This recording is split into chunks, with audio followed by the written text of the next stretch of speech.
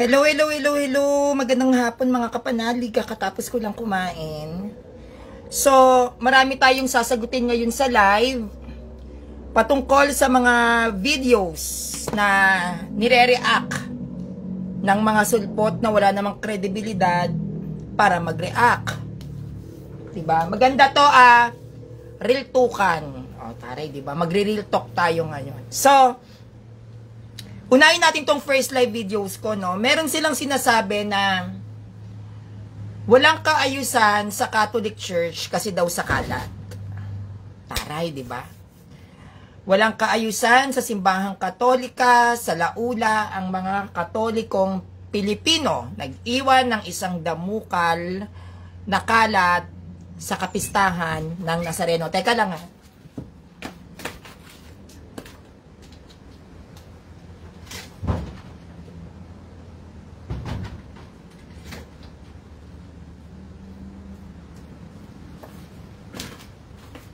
Okay, ano pa?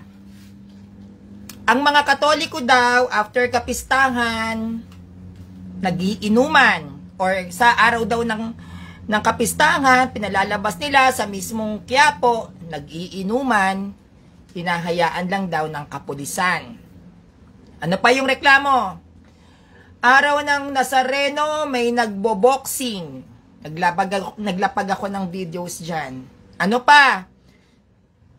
Araw ng Nazareno, may traffic, may gulo, may riot. Ano pa? Sabihin nyo lahat. Okay, isa-isahin natin at magbibigay tayo ng comparison. Ang araw ng Poon Nazareno, yan ay ipinagdidiwang nating mga Katoliko sa panahon pa ng mga Kastila. Meron tayong tinatawag na Nazareno ng Maharlika at Nazareno ng Pangmasa. Meron dalawang klase ng Nazareno. Ito, pakita ko sa inyo.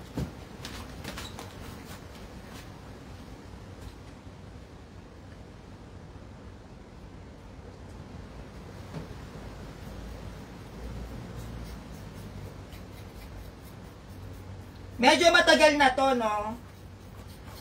Pero, papakita ko lang. Nung hindi pa nagkakaroon ng gera sa bansang Pilipinas, hindi pa nagkakaroon ng World War II, meron dalawang klase ng Nazareno na umiiral sa Pilipinas. Isang Maharlika at isang Pangmasa. Etong Nazarenong to, yan, nakita nyo? Ganyan ba dapat? Yan. Etong po Nazareno na to, ito yung Nazareno ng Pangmasa. Dahil noon, sa panahon ng mga Kastila, meron na talagang tinatawag na discrimination. Masakit man sabihin, pero dito tayo sa real talk. Sa panahon noon, parang merong discrimination pagdating sa mga mananampalataya. So, Sanrio, paano yung discrimination na yan? Doon sa Nazareno ng Maharlika, ang mga palamuti at abubot na inilalagay sa mismong image, mga mamahalin, mga bato, mga diamante, ang damit, hindi basta-basta yung telang ginagamit. Dahil nga, mayayaman ang nag-i-sponsor doon sa Nazareno ng Maharlika, yon ay ang humahawak lang doon yung mayayaman. Bakit? Kasi baka nakawin yung mga diamante, nakawin yung mga bato. Kaya ang ginawa, ang nangyari no sa pagdating sa Nazareno, nagkaroon tayo ng Nazareno ng Pangmasa. So, nung pumasok ang gera, isa sa nadamay sa pagkasira, no, nadamay sa gera ay yung Nazareno ng Maharlika. Ang naiwan ay ang Nazareno ng nasa Quiapo, yung Pangmasa. So, ang Nazareno ng Pangmasa na nasa Quiapo, yan ay hindi nadamay sa gera. At yan ay, nung time na nagkakaroon ng gera, inilipat ang image ng Nazareno na nasa Quiapo sa Quiapo mismo. At nung ito ay inilipat sa Quiapo, doon nagsimula ang translasyon.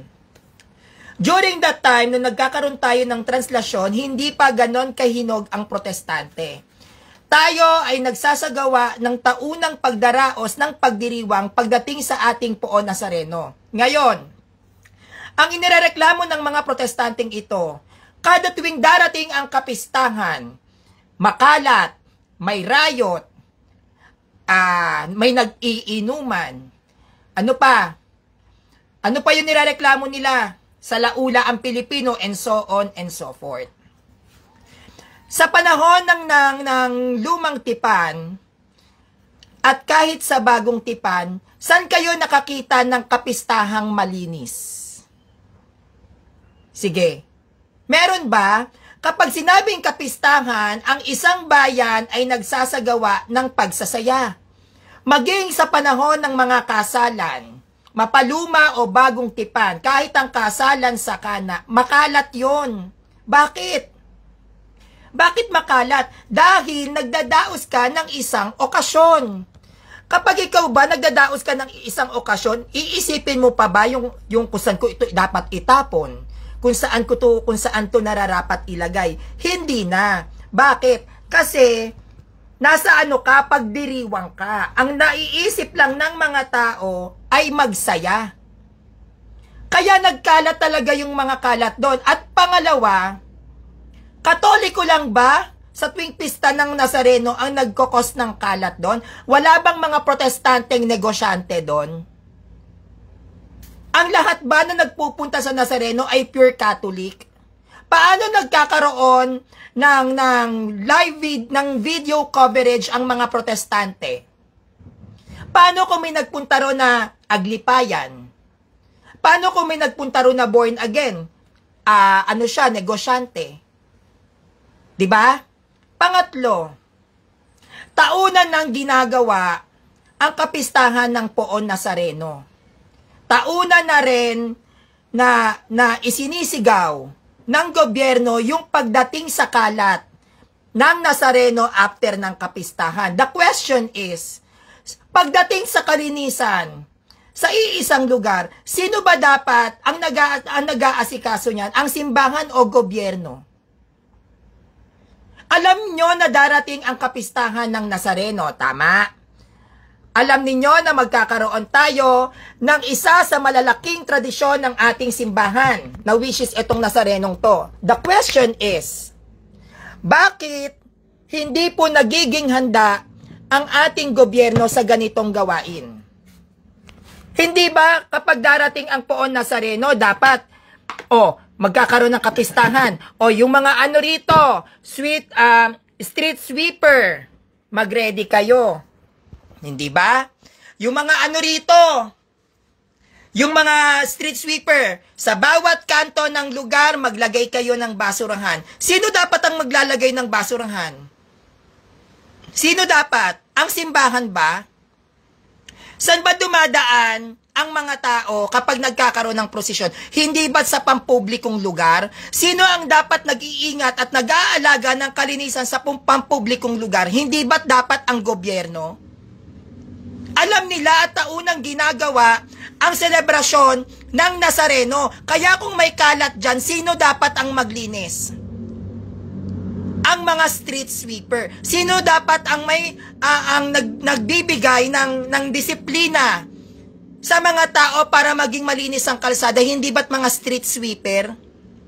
Sinabi ba ng Catholic Church na, kayong mga Katoliko, magkalat kayo?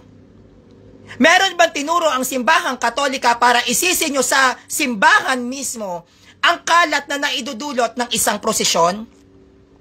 Saan kayo magbibigay ng references sa aming mga Katoliko na nagturo ang Catholic Church, ang mga pari dito sa Pilipinas, na ang bawat mananampalataya dapat kayo magkalat dyan sa kalsada? Meron ba? Wala. At yung mga pagkakalat na yan sa kalsada, yan ay ginagawa labas ang simbahan ng mga mamamayang Pilipino. Hindi nyo pwede na i-connect ang usaping espiritual sa pagkakalat. Maliban na lang kung ang naganap na pagpupulong, ang naganap na okasyon, ang naganap na selebrasyon ay may kaugnayan sa politiko o sa gobyerno. Pero kung ito ay isasaklaw natin sa gawaing espiritual, sa gawaing simbahan, labas ang simbahan dito. Dahil kahit kailan, ang Catholic Church, lalo na dito sa Pilipinas, ay never nagturo sa mga mamamayang Katoliko na Pilipino na magkalat kayo. Yang mga kaguluhan na nangyayari sa pista ng Nazareno, kontrolado ba ng simbahan yan? Sa dami ng Katoliko sa Pilipinas? Bakit sa mga protestante, wala ba sa inyong nagpapatayan? Kontrolado rin ba ng mga simbahang protestante ninyo ang desisyon ng mga kaanib ninyo? Di ba hindi naman? Kaya bang bantayan ng lahat ng mga simbahang protestante rito ang mga kaanib ninyo kung ano ang gusto nilang gawin? Hindi. Ngayon, dito tayo sa ongoing ang kapistahan ng Nazareno, may nagiinuman. Yung mga napapanood nating nag-iinuman, yun ay hindi po pwedeng gawin sa Quiapo. Hindi po yun pwedeng gawin sa Quiapo mismo. Dahil ang Quiapo, yan ay pinagdadausan ng aming prosesyon. Dito sa Pilipinas, lalo na sa lungsod ng Maynila, kapag ang mga tao ay nagdadaos ng kapistahan, hindi nawawala ang alak. Nagiinuman yang mga yan ba? Kaya nga sinasabi na ang Pilipinas ay isang masayang bansa. Ang alak na ginagamit sa Pilipinas ay pagpapakita ng selebrasyon. May selebrasyong nagaganap. Kung na-discover lang ang beer sa panahon ng New Testament, baka beer ang iniinom ng mga tao doon. Nataon lang na hindi pa nadidiscover ang beer sa panahon ng New Testament. Kaya hindi nyo pwedeng sabihin na ang iniinom sa New Testament ay katas ng ubas at hindi beer. Malamang na-discover ba? Kung na-discover na noon, kung ang gin bulag, ang Emperador Lights, ang Alfonso Lights, ang San Miguel Beer, ang Red Horse, sa panahon ni Christ, baka yan din ang iniinom ng mga tao doon. Hindi natin pwedeng ipagkumpara yung alak na iniinom noon at yung alak na iniinom ngayon. Dahil iba ang panahon noon sa panahon ngayon. Kasi kung ikukumpara natin ang inumin sa panahon noon at sa panahon ngayon, ikukumpara ko din ang pananamit noon sa pananamit ngayon. Mali din tayo. Mali din ang pananamit natin ngayon dahil hindi ganito ang pananamit noon. Kung tayo ay magre-relate ng kultura, ng kaugalian sa panahon ni Kristo, i-relate ko rin yung pananamit. Hindi dapat ganito. Ganito ba ang suot ni Christ? T-shirt? May pantalon ba noon? Maong? Wala, di ba? So wag natin ikukumpara yung alak na iniinom noon at iniinom ngayon. Ngayon, meron pang isang video nagbo-boxing.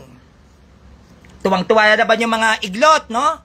Ayan, ganyan kayong mga Katoliko. Tignan nyo ang kapistahan ng Nazareno ninyo, may nagbo-boxing. The question is, saan bang lugar naganap yon? Hindi tayo pwedeng kumuha ng isang video na hindi natin alam kung saan yun naganap. Saan ba naganap yon? Yun ang tanong. Yun ba ay naganap sa Quiapo Church? Sa bawat kapistahan na nangyayari sa bawat barangay, mapaprobinsya man o syudad, hindi nawawala ang competition. Singing contest, dance contest, ano pa? Yung mga contest, may mga Miss Gay. Di ba? Ano pa? Yung parang binibining barangay.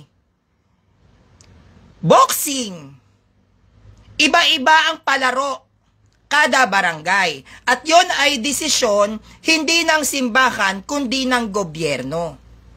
O kundi ng mga tao kung paano sila magiging masaya dahil may kapistahan.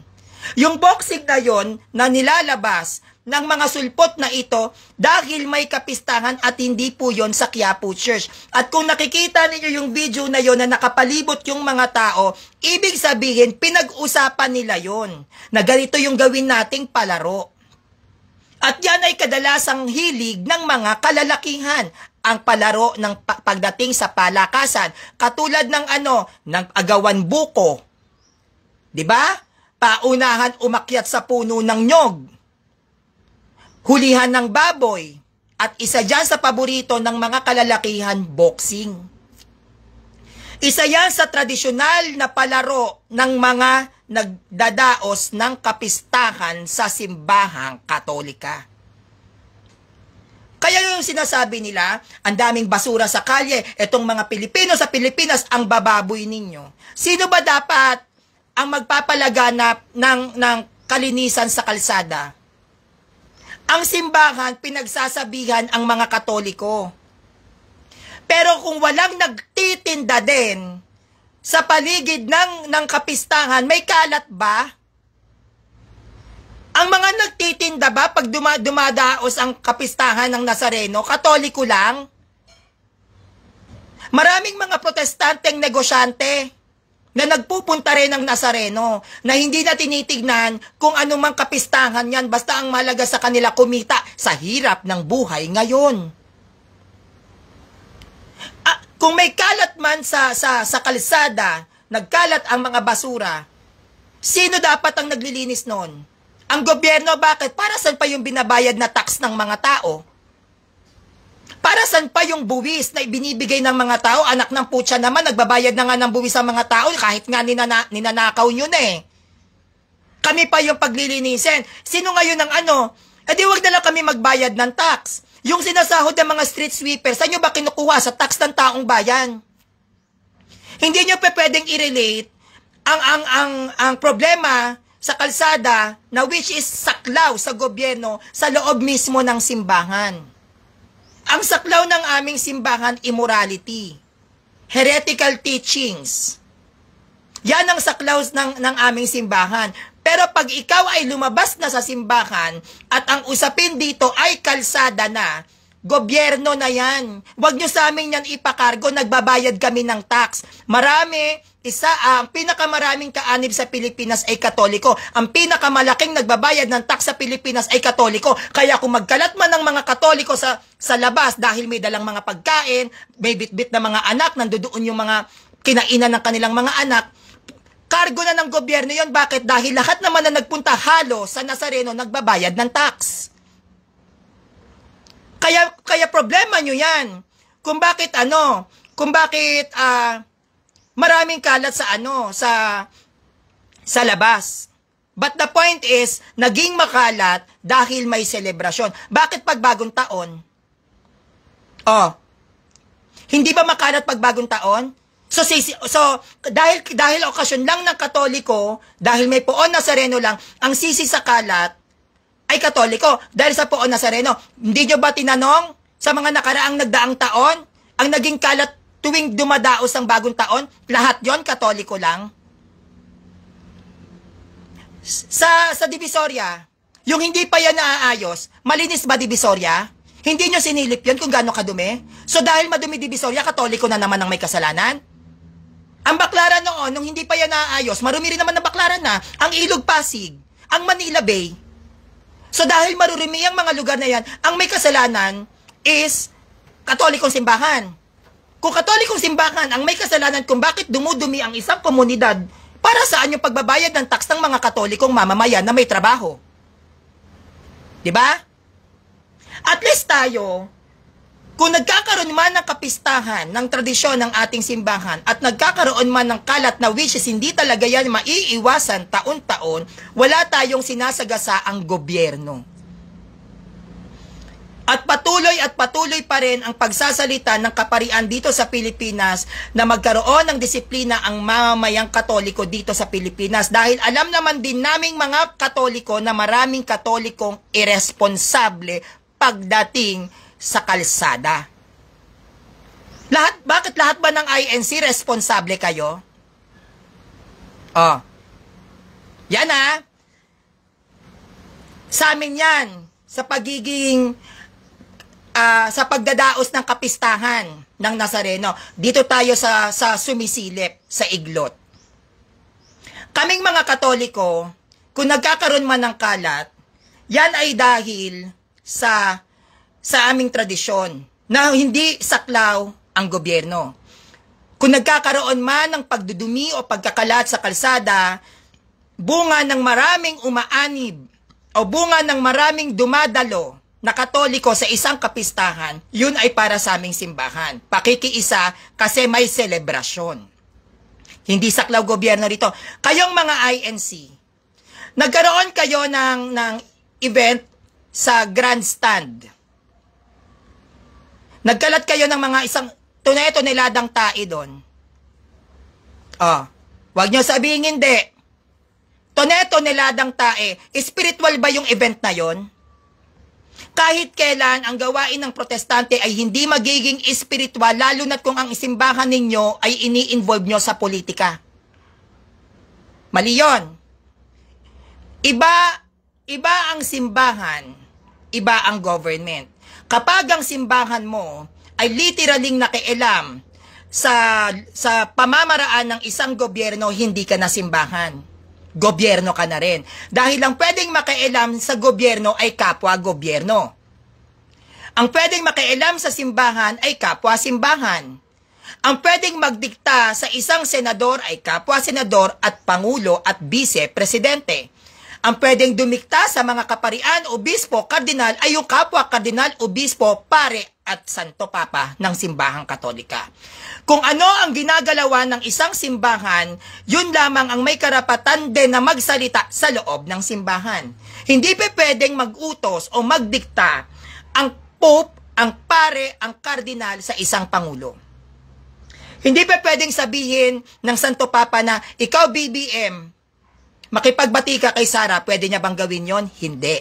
Dahil kung pwedeng gawin yon ng Santo Papa na mag-utos sa isang pangulo na ikaw BBM makipagkasundo ka kay Sara Duterte, lalabas ang Santo Papa ang magiging pangulo ng Pilipinas dahil nakokontrol niya ang pinakamataas na leader dito sa ating bansa. Tama. Darating ang rally. Tapos na Nazareno. Mag-antay kayo sa rally. Siguraduhin yung malinis yan ha. Darating ang rally. Magkakaroon kayo ng rally. Ngayon, dyan sa rally nyo na yan, bakit kayo magrarally? Para kay Sara Duterte. Nananawagan ng Iglesia ni Cristo na tayo ay magkaisa sa tinatawag na Rally for Peace para itigil ang impeachment kay Sara Duterte. Ano ang koneksyon ng pagrarally ng INC para isaklaw ninyo sa nais gawin ng gobyerno at ng mga taong labas sa simbahan pagdating sa impeachment trial? Sige nga, ano ang karapatan ng isang simbahan na panghimasukan ninyo ang gawain ng isang gobyerno? Tayong mga Katoliko, meron tayong tinatawag na pagtutol pagdating sa government. Katulad ng abortion. Ang abortion sa Pilipinas o yung tinatawag na pro-abortion, katulad ng mga SDA, mga pro-abortion yan, hinarap ba natin ang presidente at inutusan, oy, wag mong gagawin yan, galit kami. Ganun ng simbahan, hindi. Paano natin ine-express ang way natin sa pagtutol? Sa pamamagitan ng pakikiusap. Diba?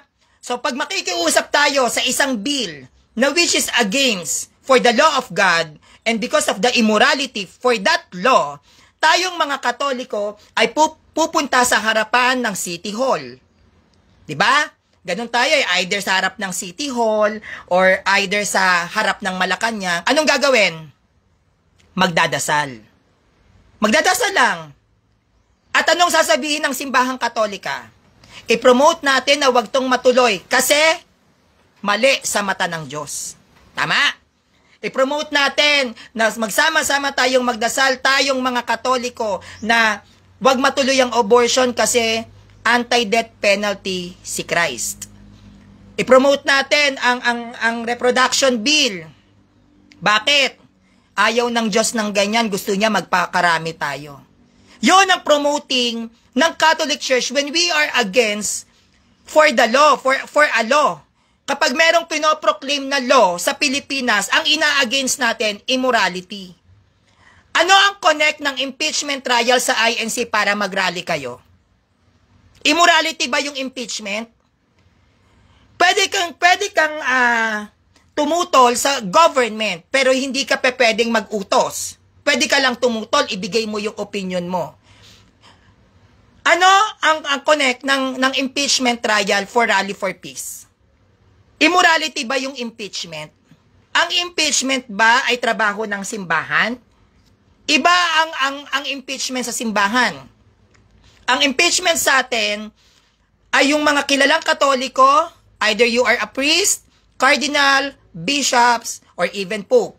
Kapag ikaw ay nakapagturo inside the church gamit ang ating doktrina na which is hindi siya pasok sa standards ng ating simbahan, pwede kang ma-impeach. At pag ikaw ay na-impeach, dyan papasok ang excommunicado o excommunicated. Matitiwalag ka. Ang politika sa loob ng ating simbahan ay papasok lamang sa loob lang din mismo ng simbahan, kahit sa mga maliliit na organisasyon. Sa maliliit na organisasyon ng ating simbahan, nagkakaroon tayo ng botohan kung sino ang gusto nating mamuno. Pwede rin tayong magprotesta, tayong mga kaanib ng simbahang Katoliko kahit sa maliliit na organisasyon para ipaalis sila. Ang simbahan ay para sa simbahan at ang batas ng simbahan ay para sa mga taong simbahan at sa loob mismo ng simbahan. Hindi pa pwede kahit kailan sumaklaw ang mga nasa loob ng simbahan sa loob ng gobyerno, sa sistema ng gobyerno. Pwede tayong tumutol at magbigay ng opinyon sa hindi natin gusto pero hindi tayo pwedeng magkontrol. Pwede kang gumamit ng boses. Pagdating ito ay makakasagasa sa katuruan ng ating pinaniniwalaan, katulad ng same-sex marriage. Hindi ba? Divorce. O ano pa? Divorce. Yung isa pa, yung ano pa ba yung paghihiwalay sa mag-asawa? Kung may mga bagay tayong ayaw natin, kagaya ng death penalty, marami tayong ayaw. Pag yan ay ginusto ng isang gobyerno, may magagawa tayo? Wala. Kapag ang isang gobyerno nagsabi, itutuloy ang death penalty sa Pilipinas, ang daming rapist dito, kahit umiyak tayo ng umiyak, wala tayong magagawa. Bakit? Batas ng gobyerno yon. Yan, yes, Kuya Glenn Diaz, annulment. Yung inaprubahan ng ang divorce sa Pilipinas, may nagawa simbahan? Wala. Yung nagkaroon sa panahon, if I was not mistaken, Fidel V. Ramos ba yun? Yung kay Leo Echegaray? Yung unang ginamitan ng lethal injections? May nagawa ang simbahan? Wala. Bakit? Iba kasi ang government. Pwede tayong magbigay ng daing. Pwede tayong magbigay ng salita na wag nating ituloy ito, Pangulo, kasi yan, immoral. Buhay yan eh. Pero nasa Pangulo pa rin kung makikinig siya sa simbahan o hindi. Labas na tayo doon. Ang mahalaga, sinabihan mo. Parang sa kapwa Katoliko natin, may makita kang may kabit. Sabihan mo, uy, masama yung kabit. Kung hindi ka pakinggan, hayaan mo. Karapatan niya yun. Diba? Tinatapik lang natin ang government. Pero never tayong nakikialam. Sa INC, bumubuo na sila ng grupo-grupo sa iba't ibang lugar. Nakarating na nga ng Davao eh. 'Di ba? Para magkumpul-kumpulan, para lang sabihin si Sara Duterte wag i-impeach. Ano ang karapatan ng isang simbahan na kontrolin mo ang dapat pagdaanan ng isang nanunungkulan? Meron ba karapatan, kunyari tayong mga Katoliko, may karapatan ba tayo na sabihin natin, oy, hindi nyo pwedeng i-impeach si BBM. BBM ako. Ako ang Pope. Hindi pa pwedeng impeach. May karapatan ba? Wala. Bakit? Batas ng gobyerno yun eh. Bakit mo sasaklawan ng batas ng simbahan? Kahit kailan ba nakailam ang government na, oy, may liturgical abuses kayong mga Katoliko. Nakita ko yung Novus Ordo nyo. Eto, liturgical abuses, pakulong yan. Gumanon ba ang gobyerno? Meron ba nagsabi ng gobyerno na, oy, may baliw dun sa loob ng simbahan, walang damit, nagmimisa yung pare. Kasalanan niya sa gobyerno, ipakulong yan. Nakialam? Hindi. Hindi, di ba? Kasi, ang magdidesisyon sa loob ng simbahan ay ang mga taong simbahan. Yung mga may katungkulan. Ganon din sa government. Ano ang karapatan ng INC? Na manawagan, actually di yung prayer for peace eh. Yung sinasabi nilang rally for peace, hindi ako naniniwala. Ang gusto nila, diktahan ng mga tao na wag tayong pumayag na ma-impeach si Sara Duterte. Yun lang naman eh. 'Di ba? Yung rally for peace, hindi yan for peace. Bakit? Meron silang pinapanigan. Tapos maraming pupunta dyan, may mga bus yan. Wala silang kalat doon? At least ang kalat natin is spiritual. Wala tayong sinasagasaang politiko. Hindi tayo nananagasa ng gobyerno. At kung magkalat man yung mga deboto ng Nazareno sa panahon ng kapistahan natin, trabaho ng gobyerno yan, nagbabayad tayo ng tax. Ay para saan pala yung pagiging street sweeper ng mga yan? Pinapasahod ng gobyerno. Saan kumukuha ng pampapasahod ng gobyerno sa mga naglilinis ng kalsada? Hindi ba sa mga taxes ng mga Katoliko dito sa Pilipinas na which is maraming kaanib na nasa Pilipinas na Katoliko kumpara sa INC? Ay yung mga nagkakalat dyan sa yung toneladang tae. Nagtae yan, di ba? Sa Laula, may tumaiba dun sa Nazareno. Wala. Ang iniwan, inumin, mainit. Pagkain, nagutom, ang daming tao. Alam nga naman, nasa gitna ka ng Nazareno, lalabas, excuse me ha, magtatapon lang ako ng basura. Diba? Saka naman na nakakita ng okasyon, lasing na lasing ka. Dahil sa kasalan, teka lang, lasing na lasing ako sa babasurahan dito, tatapon ko to. Diba? Kapistahan yun eh.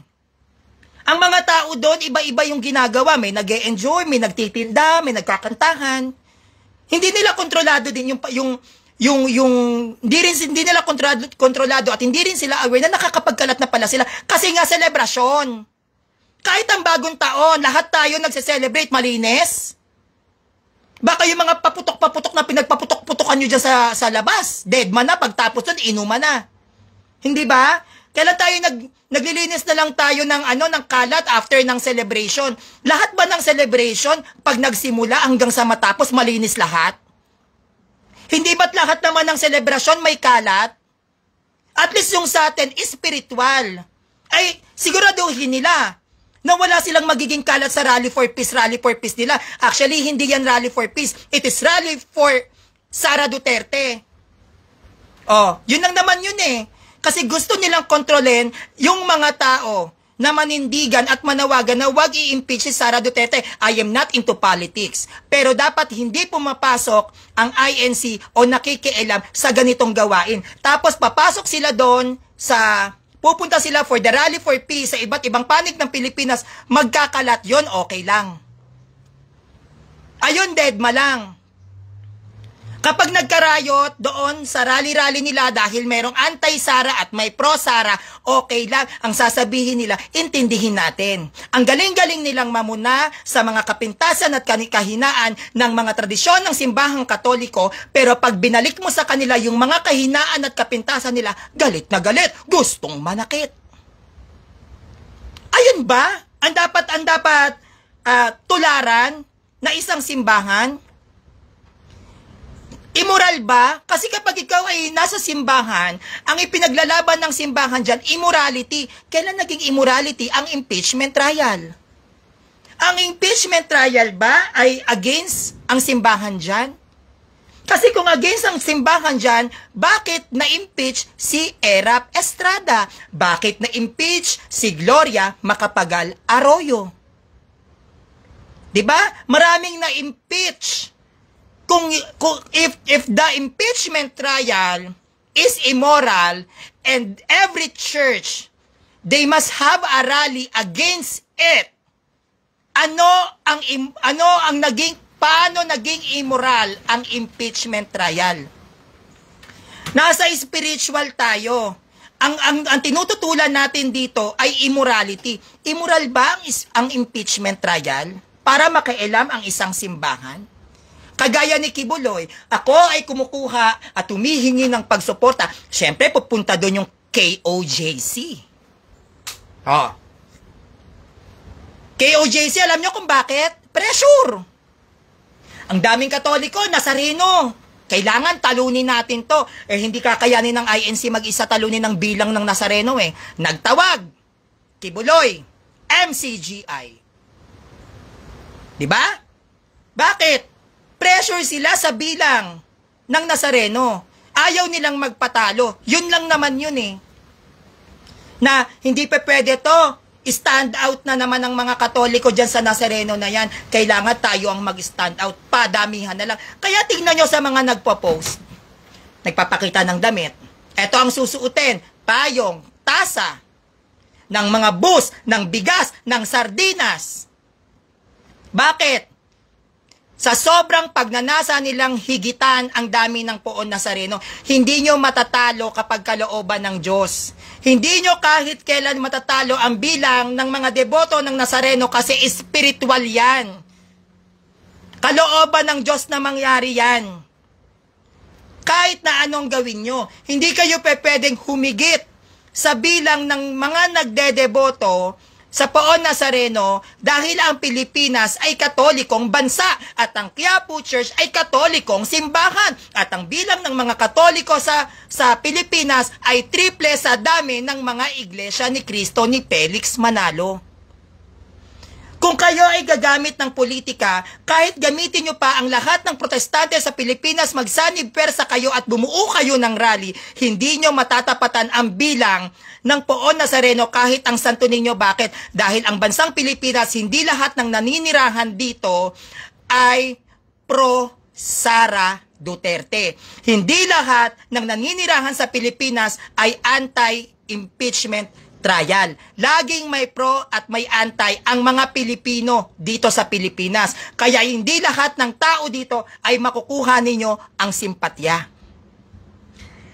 Meron mang mga gusto ng rally, pero may mga tao na kahit gusto yung pinaglalaban ng rally, wala yang balak pumunta sa rally. Nag-aaksaya lang sila ng oras. May mga tao na hindi rin maganda ang komento sa nangyayari sa ating gobyerno, pero may mga tao na bagamat negatibo ang pagtingin sa gobyerno, ayaw makisangkot sa ganyang gulo. Alam nyo, walang mayaman na pupunta sa ganyang rally. Walang may pinag-aralan na pupunta sa ganyang rally. For what? Pupunta ako sa rally kapag yan ay sinabi ng government. Diba? Kunyari, sinabi ni halimbawa ng isa sa senador, tara, ipaglaban natin. Ipatigil natin ng impeachment ang karapatan. Naririto yung mga yung mga pandaraya, yung pagnanakaw. Lumaban tayo mga Pilipino. Kung yan ay dikta ng nasa gobyerno, pwede pa akong sumama. Government yan Walang masama doon. Labas ang simbahan dito. Kasi gobyerno sa gobyerno na to. Pero kung ang isang simbahan mag-a-announce, rally for peace gagamitin nyo pa para lang ipatigil ang isang impeachment trial, hindi yan pang gobyerno. Simbahan ang ginagamit ninyo para makontrol nyo ang loob ng gobyerno. Period. Ngayon, papasok ang mga iba't ibang protestante. Ano sila ng sa Catholic Church? O, diba? Tandaan nyo to Ang kaalyado ng INC sa rally, MCGI at Kibuloy. At INC, tatlo yan, di ba? MCGI, INC, Kibuloy. Tignan lang natin pagtapos ng rally nila. Tatlo yan. Tatlo kayo na sasabihan ko. Nasaan din ang kaayusan nyo? At least kami, magkalat man kami, hindi namin kasalanan yun, nagbabayad kami ng tax. At labas ang spiritual sa kalat na nangyari sa Nazareno. Meron ba na nakulong? Meron bang napunta ng impyerno dahil lang sa nagkalat? Iba yung sinadya, iba yung hindi mo sadya dahil may okasyon. Kapag ikaw ay nagsadya, halimbawa, nagtatapon ka ng kemikal sa ilog at nalaso ng mga ilog, kasalanan sa Diyos yun. Sinisira mo ang kalikasan ng sinasadya mo. Pero kung ikaw naman ay nasa isang okasyon, at dahil sa nag-e-enjoy ka at nagsasaya ka sa nagaganap na selebrasyon, hindi mo namamalayang nakakapagkalat ka na, hindi yun kasalanan sa Diyos. Dahil yung ginawa mong pagkakalat ay hindi mo naman kalooban, nagse-celebrate ka lang that time. At doon papasok yung bunga ng ibinabayad na tax ng mga Pilipino dito sa Pilipinas. Diyan papasok yung mga tagalinis. Sino ba nagbabayad ng mga tagalinis dito? Oh, Catholic Church in the Philippines is one of the highest charitable institutions sa Pilipinas. Ilan ang bayan po nandito? Oh, may bayan po na ng INC? May Home for the Aged ang Catholic Church. Oh, meron kaming mga pa-feeding program. Kapag nasasalanta ang bagyo, na dapat yan ay sinasalo ng gobyerno, ano ang nagiging tahanan ng mga binabagyo? Simbahang Katolika. 'Di ba? Ano pa? Sa mga cancer patients, maraming mga Katolikong mayayaman ang gumagawa ng mga foundation, and usually mga foundation dito sa Pilipinas ay under ng Catholic Church. Big deal ba sa gobyerno sa isang araw na kapistahan ng Nazareno ang mag-effort man lang para maglinis ng kalsada dahil yan ay dahil sa okasyon? Big deal sa kanila? Pero kapag ang trabaho ng gobyerno na asikasuhin yung mga taong nasalanta, kapag nagkukulang sa tent, saan sila tumitira? Saan sila nakikisilong? Hindi ba't sa Catholic Church? Hindi ko sa sinusumbat. Pero ganoon ang simbahang Katolika na nagmamalasakit sa gobyerno. Na sige, pag hindi nyo kaya, dito kayo sa loob ng aming simbahan, wala munang misa para lang sa mga taong nasalanta ng bagyo. Nung COVID pandemya, maraming namatay dahil sa virus ng COVID. Diyan sa Cebu, sa Visayas region, nakiusap ang gobyerno natin na kung maaari ilibing ang mga protestante sa sementeryo ng mga Katoliko. Sila ay nakiusap kay Archbishop Palma. Na which is dapat trabaho ng government na hanapan nyo ng paglilibingan ang mga hindi Katoliko. Pero ano ang ginawa ng Catholic Church dyan sa Cebu, sa Visayas? Anong sabi ni Archbishop? Sige, ilibing nyo. Kaya yung mga exclusive na sementeryo sa Visayas na dapat Katoliko lang ang nakalibing, may mga INC dyan, may mga born again dyan, baka nga may Muslim pa. Dahil COVID, walang mapaglibingan sa dami ng patay. San sila nakiusap ang gobyerno? Ang pamahalaan sa simbahang Katolika, dumaan pa sa CBCP ng Pilipinas para lang may mapaglibingan. Gasino lang. Yung malasakit din ng gobyerno na which is hindi naman din yan namin, di rin naman libre yon, nagbabayad naman din kami ng tax. Gasino lang na intindihin nila yung kalat ng Nazareno. Dahil wala naman kaming sinasagasaan sa gobyerno. At yung pagkakalat na yan ay mamamayang Pilipino, hindi nang dahil sa religion, kundi dahil sa citizenship. Karapatan nila at demokrasya ang bansang ito na kung saan sila gustong dumaos na selebrasyon. Kung gusto mong magkalat sa Chinese New Year, karapatan mo yan. Selebrasyon ng mga Chinese sa Pilipinas, Chinese New Year, pumunta ka ng Binondo, magsasayaw ka ng dragon dance doon. Pag nagkalat, magtapon ka ng kung ano-anong itapon mo doon, sinong maglilinis? Mga Chinese ba? Hindi. Gobyerno. Bayad sila. Di ba? Ramadan. Kapistahan ng mga Ramadan. Yung sabihin natin sa araw ng bagong taon din ng mga Muslim, magkalat ka, punta ka naman doon sa lugar ng mga Muslim, makiselebrate ka, magkalat ka. Sino ba naglilinis doon? Mga Muslim ba? Hindi, gobyerno. Bakit? Nagbabayad tayo ng tax. Hindi nyo dapat sa amin sinisisi kung nagkakaroon man ng malaking kalat pagtapos ng kapistahan ng Nazareno dahil nagbabayad kami ng tax. At taon-taon, alam ng gobyerno na may okasyon ang Catholic Church pagdating sa Nazareno, dapat sila ang nagiging handa sa kung anong pwedeng gawin ng mga pupunta sa kapistahan ng Poon Nazareno. Sino ba dapat na mag-prepare? Yung kaguluhan, yung pinakita nila na yung mga tao. Sa dami ng mga tao na gustong makahawak sa Poon Nazareno, taon-taon alam na ng gobyerno kung gaano kadami ang deboto. Sino ba hindi nagiging handa? Ang tao na deboto o ang mga kapulisan? Ilang taon na tayong nagnanazareno rito? Ilang taon na paulit-ulit na ganyan na lang ang problema. Sino ba ang nagkukulang? Ang simbahan o yung gobyerno? Sino ba may hawak ng kapulisan? Simbahan ba? Sino ba may hawak ng mga street sweeper? Simbahan ba? Ang paglalagay ng basurahan sa bawat kanto ng isang lugar na pagdadausan ng selebrasyon, sino bang may hawak? Catholic Church ba? Hindi ba't hindi? Gobyerno? Gusto pala nila ng kapayapaan sa Poon Nazareno. Tuwing darating ang kapistahan, sino dapat ang maghanda ng kapulisan para sa kapayapaan? Catholic Church? Ayaw pala nila ng maraming kalat. Reklamo sila ng reklamo sa balita. Nag-iwan ng malaking kalat. Sino ba dapat ang maghahanda sa kalinisan, maglalagay ng basurahan sa bawat kanto na para kapag may kakain o may iinom, may malapit silang pagtatapunan? Dahil unat sa pool pa lang, alam nila na milyon-milyon ang mga deboto ng Nazareno. Bakit nyo sinisisi sa simbahang Katolika ang kalat?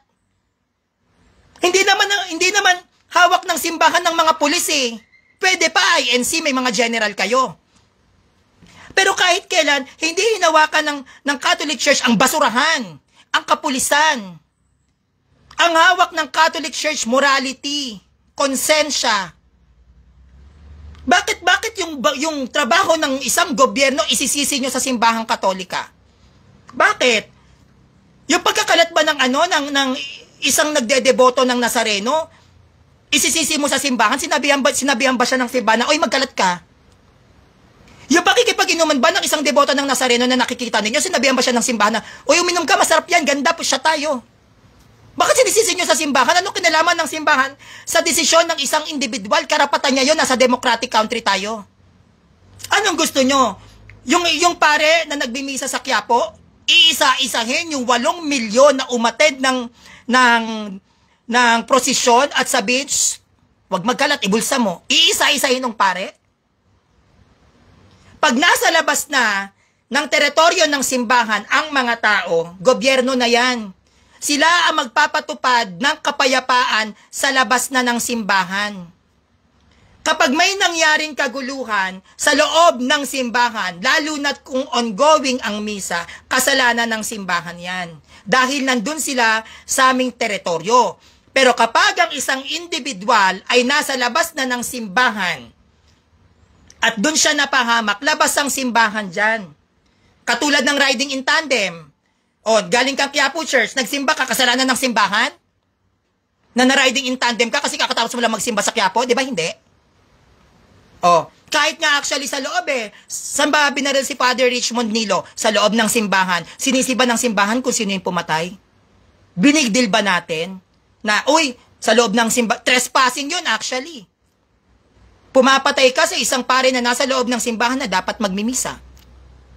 Oh, trespassing yun. Pero kapag ang pag ang mga deboto ay rumampa na sa pampublikong lugar, I repeat, pampublikong lugar, sasaklaw na gobyerno dyan, labas na simbahan. Labas na simbahan dyan. Go! Ano na yan pampublikong lugar Kung pananagutan ng Catholic Church ang kalat sa pampublikong lugar, tanggapin ninyo na ang bawat kalsada sa amin yan. Bawal kayo mag-rally dyan. Sinisisi yung mga deboto ng Nazareno na ganito, makalat kayo, mga dugyot kayo, mga salaula kayo, sa kalsada nagkakalat kayo. Bakit sa amin ba yung kalsada? Kung sino ang nagmamay-ari ng kalsada, sila ang may obligasyon at responsibilidad paano gagawing malinis yun. O ngayon, kung sa amin nyo sinisisi ang kalat sa pampublikong lugar, tanggapin nyo na sa amin yan. So pwede rin kaming magreklamo na huwag kayong magrarally kung saan dumadaan ng Nazareno kasi sinisisi nyo yung pagkakalat na dapat kami dapat ang naglilinis. So walang pakinabang ang gobyerno. Para saan ang mga street sweeper? At least kami, ang ginagawa naming pagdadaos, taon-taon ng aming mga tradisyon, hindi kami nananagasa ng presidente. Hindi kami nananagasa ng vice-presidente. Wala kaming sinagasaan na mga senador. Kami ay masaya, bagamat hindi man perpekto ang aming tradisyon pagdating sa pagdadaos ng kapistahan, kami ay masaya at malugod na nakikiisa sa tradisyon ng aming simbahan at wala akong nakikitang masama doon.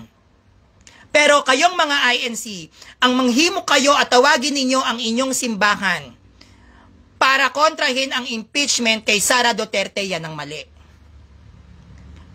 Pwede kayong manawagan sa inyong mga kaanib, pwede kayong magtawag ng pakikiisa sa inyong mga kaanib kung ang nagagawa ng isang gobyerno ay immoral.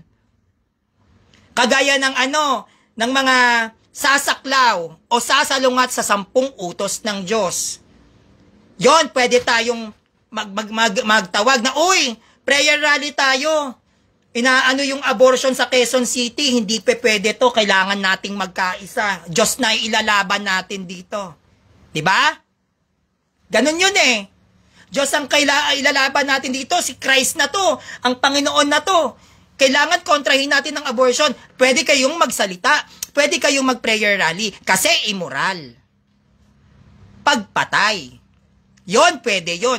Ano ang naging immorality ng impeachment trial kay Sara Duterte? Sino ang dapat ba magdidesisyon kung matutuloy o hindi ang impeachment trial kay Sara Duterte? Ang INC ba? Si Kibuloy ba? Ang MCGI ba? O ang mga nakaupo sa gobyerno ng Pilipinas? Ano ang karapatan ninyo na manawagan at ipagsigawan sa mga tao na wag ituloy ang impeachment kay Sara Duterte? Ano ang karapatan ng isang simbahan na diktahan ninyo ang mga tao na dapat na wag maituloy ang impeachment kay Sara Duterte? Wala yang pinagkaiba sa strategy ninyo sa black voting. Diyan pa lang sa rally nyo na yan, butas na kayo. Paano pa yung magaganap na kalat? Tandaan nyo, 3 sulpot kayo. MCGI, Kibuloy at INC. Teka lang po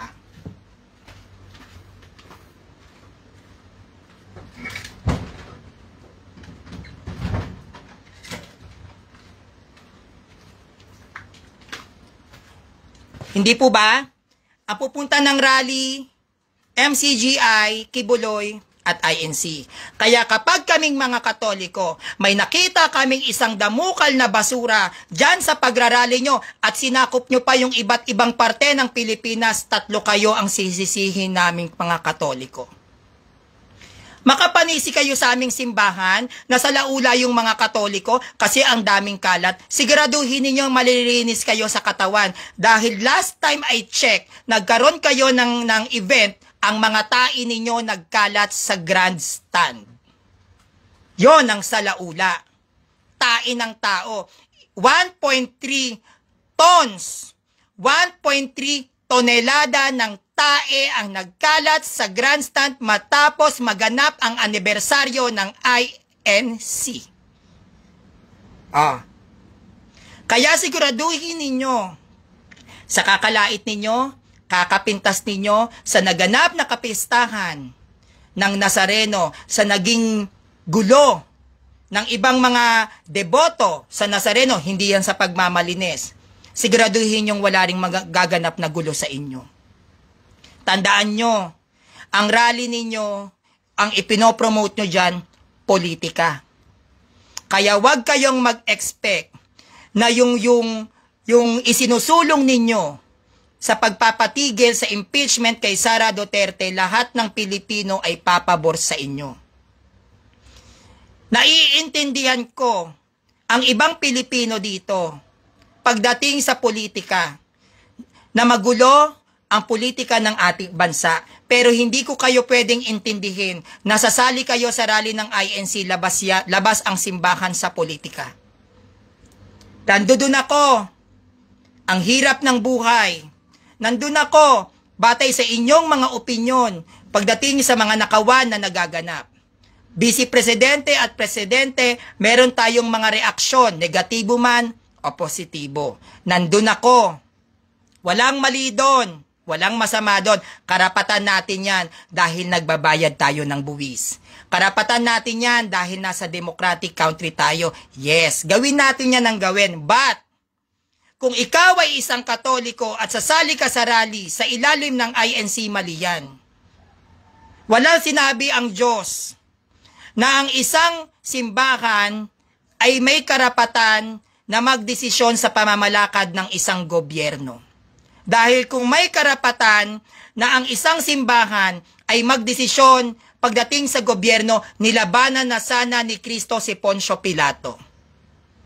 Gasino lang si Christ sa dami ng inaralan. Gasino lang si Christ na Son of God, labanan si Poncio Pilato. Pero anong ginawa ni Christ? Nagpasakop sa batas ng Jerusalem.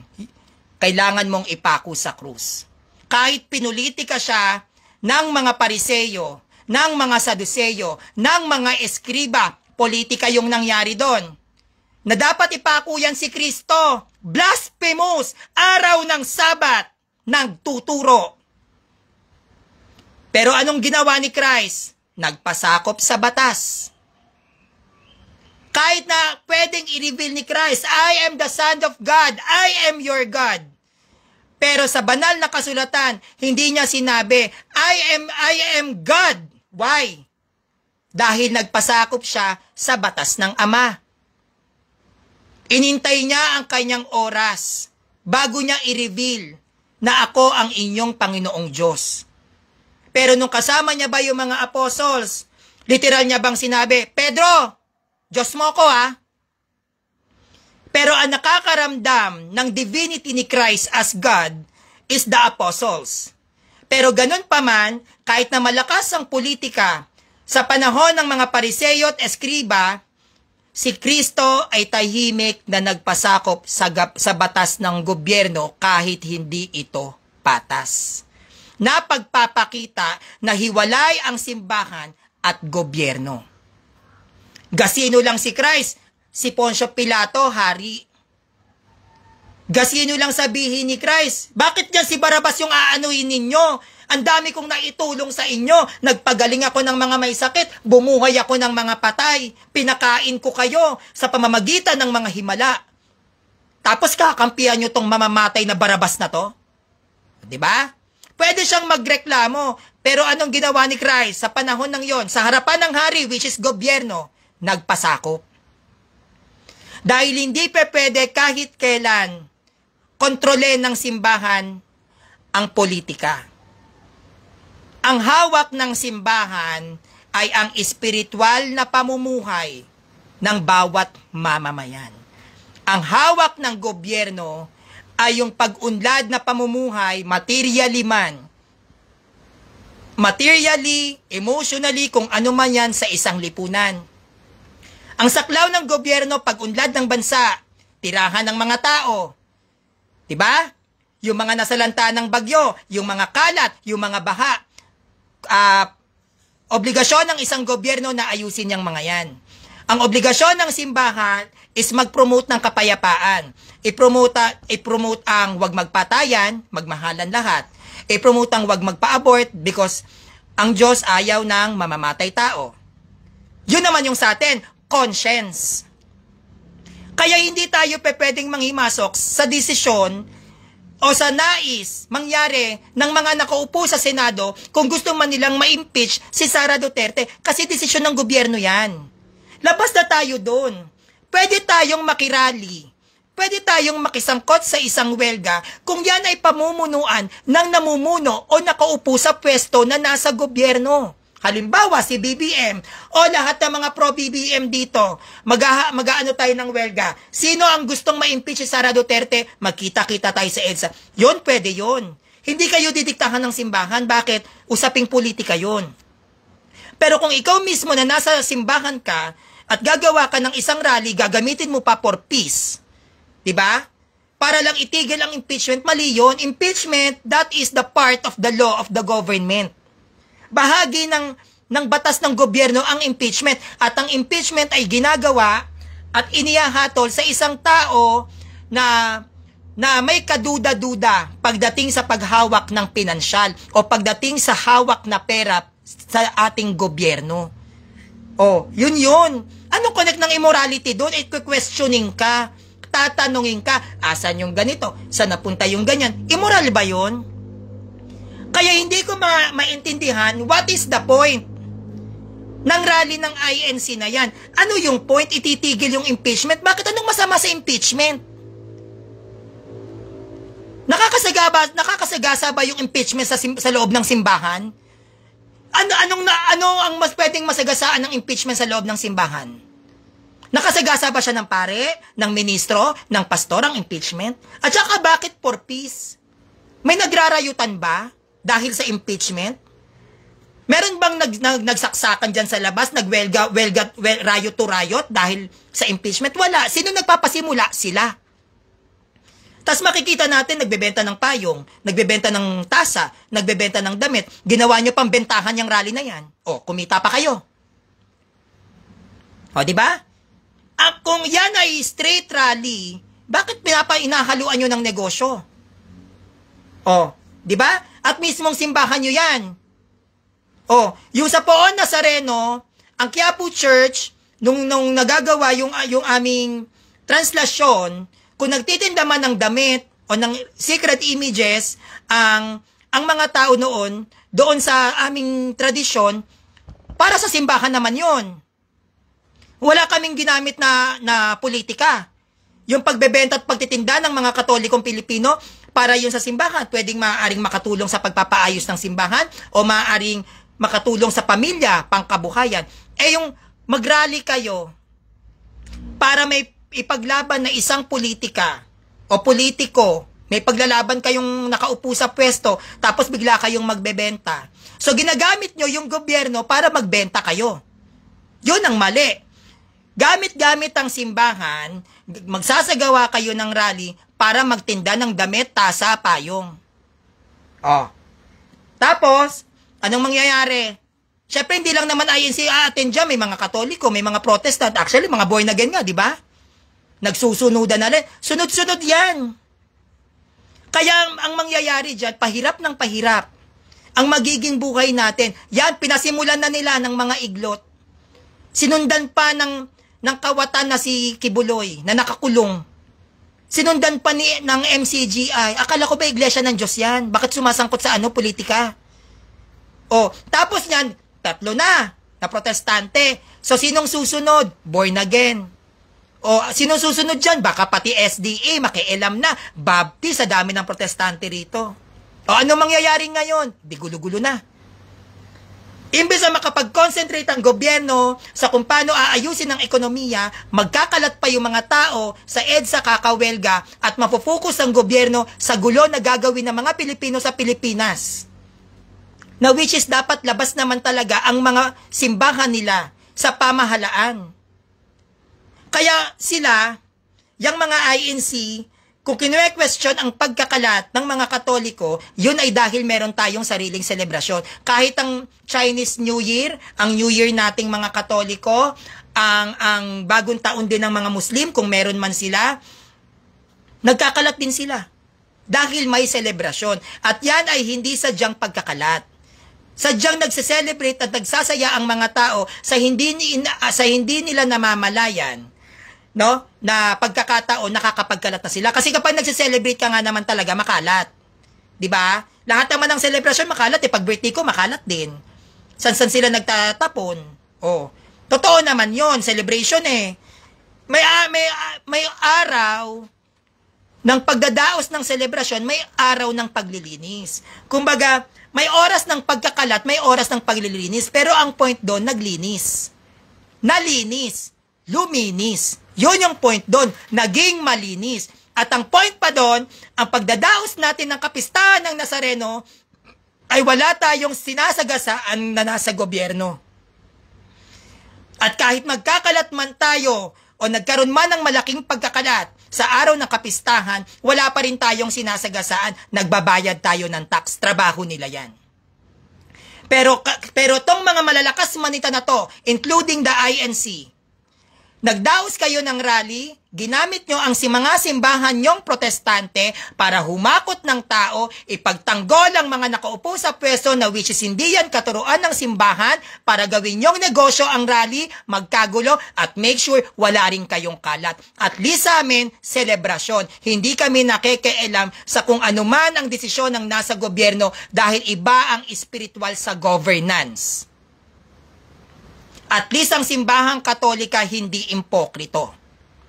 At kung maraming mangkalat, dahil yon ay pagpapakita na maraming naging masaya.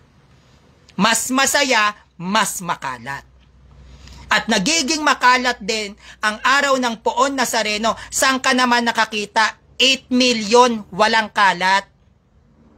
8 milyon na tao ang pumunta. Hindi lang 100 tao. 8 milyon. At nasa Metro Manila tayo. Anong ine-expect mo sa mga Pilipino na nasa Metro Manila? At bago kayo sumita sa mga kapintasan na mga naganap sa kapistahan ng Nazareno, i-check nyo muna rin ang rally nyo, ang event niyo, mga INC, tae ang kinalat nyo. At least kami bottled water. Kayo mga tai nyo, nagtaihan kayo kung saan-saan na para kayong mga aso. Kaya bago kayo magbigay ng diin sa kapistahan ng aming mga Nazareno, background check muna ha. Kung perpekto yung mga rally ninyo. At talagang babantayan naming mga Katoliko ang pagrarally ninyo. Yan ay pinag-isang Kibuloy, founder ng Kingdom of Jesus Christ, MCGI, which is founder si Eli Soriano, at INC, which is ang founder si Felix Manalo. Make sure malinis ang rally nyo. Tatlo kayo ha. Tatlo kayong sulpot ang nagkaisa para ipatigil ang impeachment ni Sara Duterte. Tignan natin. Siguraduhin yung wala dyang gulo. Siguraduhin yung wala dyang patayan. Siguraduhin yung hindi kayo mga akay dyan. Siguraduhin yung hindi kayo magbebenta para gamitin ng politika. At higit sa lahat, siguraduhin ninyong simbahan lang talaga dala nyo. Dahil hindi ako naniniwala. Founder ng Kingdom of Jesus Christ, tatakbo ka sa pagiging senador tas hawak mo simbahan? Talaga ba? Tapos iwala yung politika? Ikaw ang nagtatag ng simbahan mo, tas tatakbo ka sa gobyerno, magkahiwalay yan? Bago ka maupo bilang senador, bitawan mo ang pagiging founder mo, i-abolish mo yan. Isang malaking kaimpokrituhan. Nagtatag ka ng iglesia, tapos magsesenador ka, paano mo mapagsasabay ang espiritual at gobyerno? Anong sabi? Hindi ka pwedeng mamangka sa dalawang ilog. Kung ikaw ay nasa init, doon ka sa init. Kung ikaw ay nasa lamig, doon ka sa lamig. Hindi ka makakapag-focus sa isang gawain kung dalawa yan. Tapos founder ka ng KOJC, Kingdom of Jesus Christ, Kibuloy, magsesenador ka? O, si Kristo ba nagsenador o pumasok ng politika? Mali yan. So may politika yan, di ba? INC, may politika yan. Bakit? Black voting. O, hindi ba? Dalawa kayo. May connection kayo sa politika, kaya kayo magkakampi. MCGI, ang daming negosyo niyan. O. Ang daming negosyo niyan. Imposibleng hindi kayo nagsasabuatan tatlo. Tapos magrarally, gagamitin nyo yung rally, gagamitin nyo yung kapayapaan para sabihan yung mga tao, diktahan yung tao kung ano yung gusto nyong mangyari. Tapos yung kapakinabangan, yung interes, yung pera sa inyo mapupunta sa mga bulsa nyo. Kayo ang nagpayaman, mga tao ang naghirap doon sa rally. Tiniis ang init, tiniis ang gutom. Para lang pagyamanin yung mga bulsa nyo, kaawaan kayo ng Diyos. Pero ako naniniwala, ang tunay na edukada, hindi pupunta sa ganyang klaseng rally. Kahit mga mayayaman, mapa-INC, MCGI, KOJC, hindi pupunta dyan. Kahit mga may pinag-aralan pa. Bakit? Ang tunay na matalino na iintindihan kung ano yung sinasabi ko. Iba ang simbahan, iba ang gobyerno. Hindi kahit kailan pwede ang isang pastor, ang isang ministro ay maghain ng isang pagdaraos, ng pag-aaklas dahil lang sa meron silang hinahawakang kandidatura. Hindi ganun yon. Iba ang Diyos. Di ba? Iba ang kay Pedro, iba ang kay Cesar. Ang kay Pedro ay kay Pedro, ang kay Cesar ay kay Cesar. Ang simbahan ay para sa simbahan, ang gobyerno ay para sa gobyerno. Kaya isang malaking kaimpokritahan lang na ang isang simbahan ay makialam sa pamantayan, batas, alituntunin, patakaran ng isang gobyerno. Walang kahit kailan may karapatan, maging ang ating Santo Papa, na panghimasukan ang desisyon ng bawat gobyerno sa bawat bansa. Diyan papasok ang pagrespeto ng ating simbahan pagdating sa governance. Bagamat may mga bansa na death penalty, tayo, ang mga pope natin, ang mga pari natin, bishops and cardinals nakikiusap na sana wag naman silang masalang sa kamatayan. Nakikiusap ang ating simbahan. Pero kahit kailan, hindi tayo nag-decide na sige, ituloy mo yung death penalty, umanda ka sa akin pope ako. Hindi ganon. Nandoon pa rin ang respeto natin sa desisyon ng ating gobyerno. Kaya, sa rally ng INC, ito lang po ang masasabi ko. Sa isang espiritual na simbahan, ang pwede lang natin talagang idaing o ihingi ng pabor is immorality. Yung mga bagay na pwedeng magkasala ang tao, pwede natin yan ihingi ng pabor na baka naman pwede mo kaming pagbigyan, gobyerno. Pero kung ang gobyerno is ayaw, wala tayong magagawa doon. At wala akong nakikita na dahilan para kumontra kayo sa impeachment trials. Wala akong nakikitang dahilan para magdaos kayo ng Rally for Peace at yung Rally for Peace na yan ay patigilan ng impeachment trial kay Sara Duterte kasi hindi po siya pagpapakita ng immorality.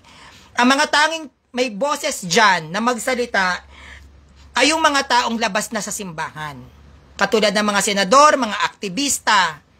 Yan, yung mga nagtatrabaho na hindi naman talaga taong simbahan, pwede silang magsalita dyan. Ay hindi! Wag i-impeach yan, pwede yon. Pero yung mga nakaupo sa simbahan, taong simbahan, nakapwesto sa simbahan, wala po kayong karapatan na panghimasukan ang ganyang paksa pagdating sa ating gobyerno kasi hindi po yan usapin ng simbahan. Ang simbahan ay maaaring makialam sa usaping pangsimbahan. Ang usaping espiritual ay para sa usaping espiritual. Ang impeachment ay usapin ng pamahalaan. Kaya gobyerno lang ang may karapatan na mag-usap-usap dyan kung ano ang sistema at proseso na dapat nilang gawin para sa ikaaayos o para sa pagbibigay solusyon sa mga nasasaklaw dun sa pamunuan. Hindi po tayo pwede na manghimasok dyan. Well, ako po ay hindi po ako mapolitika ha. Kasi naiipit si Sara Duterte lagi pasintabi sa mga taga Davao, no? Wala po akong balak na i-discourage kayo dahil naririnig nyo ako, puro ko ituloy yung impeachment kasi ang sinasaklawan ko lang po dito yung rally ng INC at nako-connect lang to kay Sara Duterte dahil lang ipinaglalaban nila is yung impeachment trial niya. Nataon lang po ito. Pero hindi ko po sinasabi na ako bilang isang Pilipino, labas ang simbahan, wala po ako at wala rin akong opinyon, negatibo man o positibo, kung si Sara man ay mai-impeach o hindi. Kasi ang gusto ko lang talaga bilang isang mamamayan, magbati na si BBM at si Sara Duterte. So kung ano man yung magiging desisyon ng gobyerno natin, igagalang ko yun. Desisyon nila yun wala naman akong alam sa batas. Pero sa akin po, bilang isa sa kaanib ng simbahang Katolika at tayo ang iba dito sa nanonood sa akin ay aral. Pagdating sa ating doktrina sa simbahang Katolika, inihahayag ko lang po, hindi lang sa mga aral, kundi sa mga hindi aral, kung ano ang stand ng ating simbahan pagdating sa panghihimasok sa gobyerno. Maling-mali po na tayo mismo ay magdesisyon sa mga tao kung ano yung dapat mararamdaman nila sa bawat pinuno na nakaupo sa gobyerno. Dapat hayaan natin na ang pulso ng bawat mamamayang Pilipino ang makakita, ang magkusa at ang magdeklara kung ano ba talaga ang tunay nilang saloobin. Hindi po tuta, hindi aso ang Pilipino na kapag gusto mo susunod at kakahol. Na kapag ginagisan mo ng bato, ito gusto ko, aso ka, ito buto, ito sundin mo. Hindi ganon ng Pinoy. Ang bawat Pilipino ay may iba't ibang opinyon, may iba't ibang pagtingin sa nangyayari sa loob at labas ng gobyerno. Yon ang dapat nating igalang at respetuhin. Huwag natin himukin ang mga tao na mag-aklas dahil lang sa ito ang gusto mong mangyari. Bilang isang taong simbahan kayo, bilang kayo ay humahawak mismo ng simbahan, mga iglesia ni Kristo, dapat ang ipinopromote nyo kapayapaan sa pamamagitan ng pagkakaayos ng mga taong namumuno sa gobyerno. Hindi yung pagpili kung kanino kayo papabor. Yun ang mali. Bilang isang Katoliko, no, bagamat hindi naman talaga ako taong simbahan, ako, ang lagi kong pinopromote, ipagdasal natin magkaayos ang presidente at vice-presidente. Yun lang ang gusto ko. Hindi po ako kahit kailan pumanig na kay BBM ako. O kay Sara ako, hindi. Bakit? Pag nag-BBM ako, may masasaktan ako na ayaw kay BBM. Pag nag-Sara ako, may masasaktan din akong ayaw kay Sara. So meaning to say, ang gusto ko, magbati si BBM at si Sara Duterte para yung mga mamamayang Pilipino na nag-aaway din dahil kay BBM at Duterte ay magkasundo na. Hindi ba't masaya ang Pilipinas kung wala tayong gulo sa politika?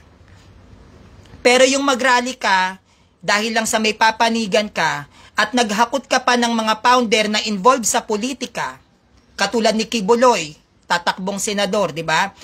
Maghakot ka pa, lalo lang po nating binibigyan ng diin para magkagulo ang mga Pilipino sa Pilipinas. At tandaan natin, ang bawat Pilipino sa Pilipinas ay masyadong panatiko. May kanya-kanyang fans ang mga Pilipino rito at grabe tayo humanga. 'Di ba yung kay Katniel pa nga lang? 'Di ba Katniel tapos yung naghiwalay si Daniel Padilla at Katniel, ang dami nag-iyakan. Ganon ka-fanatic ang mga Pilipino na kapag isa sa kanilang mga iniidolo ang awayin ninyo ay gera ito. Nature na natin yan, di ba? Talagang ipinaglalaban natin yung taong iniidolo natin. Na which is yun ang dapat gawing maingat ng mga nasa posisyon. Whether Protestant ka man o Catholic Church, yun yung dapat nating isaalang-alang. Yung magiging reaksyon ng sinasakupan, hindi ng gusto mo lang. Huwag tayong maging makasarili. Huwag lang nating isipin na dahil gusto ko tong mangyari, ito yung i-implement ko. Isipin din natin yung mga taong masasagasaan natin. Isipin din natin yung mga magiging epekto nito na nasa ibaba. Hindi porket gusto natin at alam natin kung kaya natin ito ipaglalaban, oo na lang tayo ng oo. Marami tayong masasagasaan at maaaring magkospaya ng gulo. Kaya ang tunay na nasa simbahan, ang tunay na Kristiyano, ang pinopromote niyan is kapayapaan, hindi pagkakabaha-bahagi, hindi division. Pero yung rally na magaganap ng INC, division po ang ipinopromote niyan.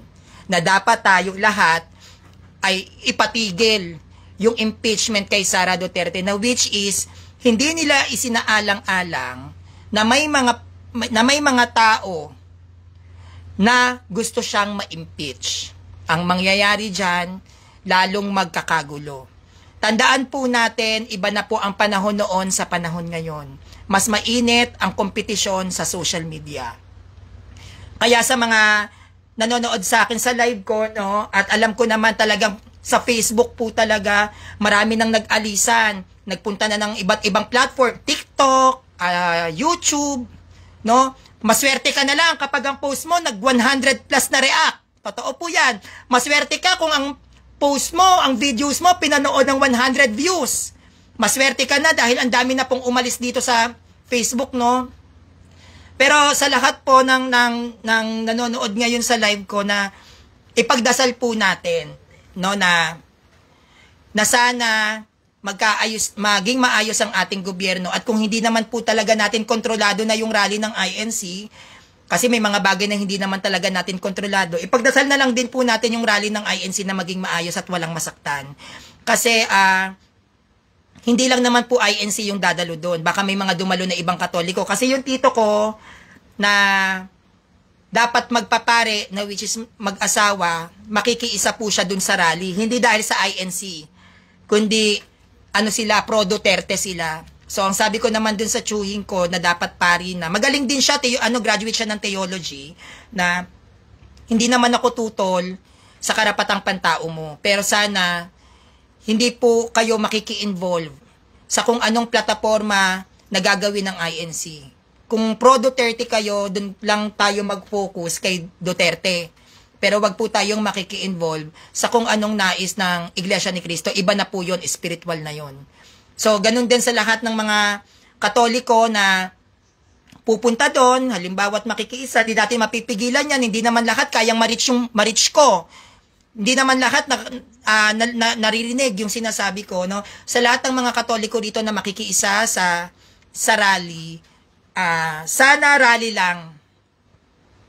Sana talagang ang ipinaglalaban nyo doon is yung karapatan nyo bilang isang mamamayang Pilipino. Sana walang maakay sa inyo. Kasi lalo na't sumasabay ang rally sa kahirapan ng buhay ngayon, maaari tayong tapatan na lang ng sardinas dyan o kaya noodles, di ba, o bigas. Sana walang maakay ni isa sa inyo kasi